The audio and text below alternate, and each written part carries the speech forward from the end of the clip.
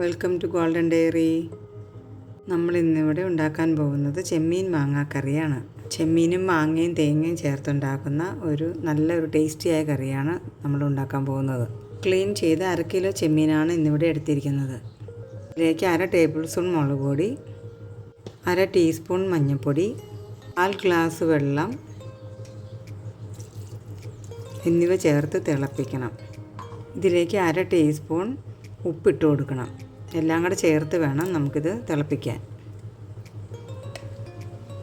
ചെമ്മീൻ വെന്ത് വരുമ്പോൾ അതിൽ നിന്ന് കുറച്ച് വെള്ളം ഉണ്ടാകും. അതുകൊണ്ട് 1/4 ഗ്ലാസ് വെള്ളം ഒഴിച്ചാൽ മതി.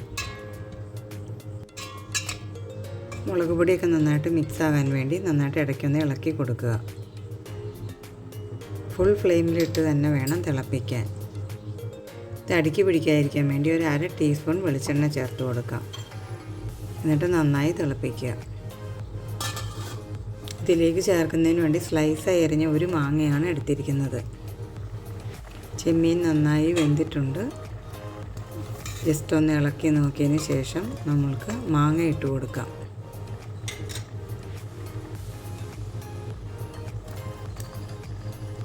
മാങ്ങ ഇട്ടതിന് ശേഷം ചെമ്മീനുമായിട്ട് നന്നായിട്ട് മിക്സ് ചെയ്ത് കൊടുക്കുക.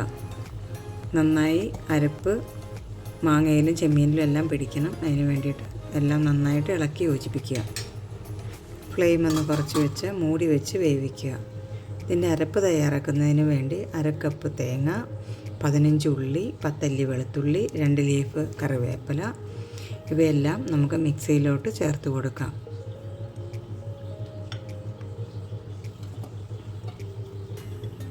ഒരു 1/4 ടീസ്പൂൺ മഞ്ഞൾപ്പൊടി ചേർത്ത് കൊടുക്കണം. 1/4 ഗ്ലാസ് വെള്ളവും കൂടെ ചേർത്ത് കൊടുക്കാം.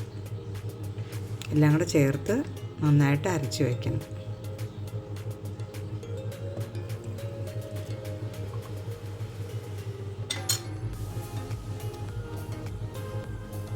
നമ്മുടെ ചെമ്മീനും മാങ്ങ ഇവിടെ വെന്ത് വരുന്നുണ്ട്. അതിലേക്ക് നമുക്കൊരു 5-6 അല്ലി വെളുത്തുള്ളിയും കറിവേപ്പിലയും ഇട്ട് കൊടുക്കാം.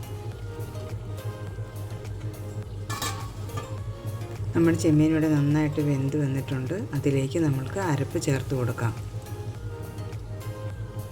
മിക്സിയുടെ ജാറിലേക്ക് ആവശ്യത്തിന് വെള്ളം ഒഴിച്ച് അതും കൂടെ ചേർത്ത് നമ്മൾക്ക് നന്നായിട്ട് മിക്സ് ചെയ്തെടുക്കാം. അരപ്പ് ചേർത്ത് നന്നായിട്ട് മിക്സ് ചെയ്ത് ആവശ്യത്തിനുള്ള വെള്ളവും ചേർത്ത് നമുക്കൊന്ന് ഉപ്പും കൂടെ നോക്കാം. ഉപ്പും കൂടെ നോക്കി ആവശ്യത്തിന് ഉപ്പുണ്ടെങ്കിൽ ചേർക്കണ്ട. ഇനി നമുക്ക് കറിയിലേക്ക് കടുകും ഉള്ളിയും കറിവേപ്പിലയൊക്കെ താളിച്ച് ചേർക്കണം. ഒരു ചട്ടിയെടുത്ത് എണ്ണ ഒഴിച്ച് കൊടുക്കുക. അവിടെ കറി ചെറു തീയിലായിരിക്കണം. ഇടയ്ക്ക് ഇളക്കി കൊടുക്കുകയും ചെയ്യണം, അടുക്കി പിടിക്കാതെ. താളിക്കാനായി നമുക്ക് കടുക് ചേർത്ത് കൊടുക്കാം. കടുക് പൊട്ടിക്കഴിയുമ്പോൾ ഉള്ളി ഇട്ട് കൊടുക്കാം. ഉള്ളി നന്നായിട്ട് മൊരിഞ്ഞ് വരണം. നന്നായി മൊരിഞ്ഞ് വന്നിട്ടുണ്ട്. അതിലേക്ക് നമുക്ക് കറിവേപ്പിലയും 3 ചുവന്നമുളക് കട്ട് ചെയ്തതും കൂടി ചേർത്ത് കൊടുക്കാം. നന്നായി മൂപ്പിച്ച് എടുക്കണം. ഫ്ലെയിം കുറച്ച് വെച്ച് വേണം ഇളക്കി കൊടുക്കാൻ, അല്ലെങ്കിൽ മുളകെല്ലാം കരിഞ്ഞു പോകും. നന്നായിട്ട് മൊരിഞ്ഞിട്ടുണ്ട്. നന്നായിട്ട് മൊരിഞ്ഞ ശേഷം നമ്മൾക്കിത് കറിയിലേക്ക് ചേർത്ത് കൊടുക്കാം.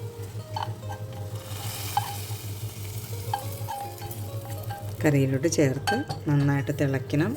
അതിനുശേഷം നമുക്ക് നന്നായിട്ടൊന്ന് ഇളക്കി യോജിപ്പിച്ച് തീ ഓഫ് ചെയ്യാം.